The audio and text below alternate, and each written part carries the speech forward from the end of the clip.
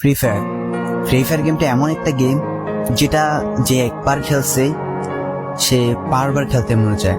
প্রথম পারবে না, চেষ্টা করতে করতে যখন পেরে যায় তখন আর ছাড়ে না। আর এই গেমটা যারা একবার খেলছে, যার মনে একবার জায়গা করে নিয়েছে, সে কখনোই এই গেমটা বলতে পারবে না। সে যদি 1 দিন 2 দিন 7 দিনও না খেলে, সে 7 দিন পর আবার ঠিকই এই গেমটার ভিতরে ঢুকবে। কারণ এই গেমটা কখনো কাউকে কষ্ট দেয় না।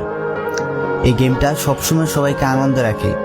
এই গেমটাতে আমি অনেক সময় কাটাইছি, আর এটা আমি কখনো ভুলতে পারবো না। এই গেমটা আমার কাছে এমন একটা গেম যেটা কিনা আমি বলে বোঝাতে পারবো না।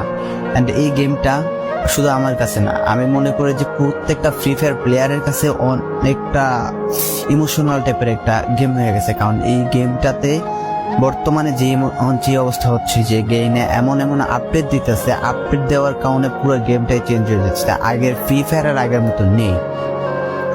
তো এই কারণে হয়তো কোনো এক সময় আমরা এই গেমটা ছাইড়া দিতে হবে, তবে ছাড়া হবে না।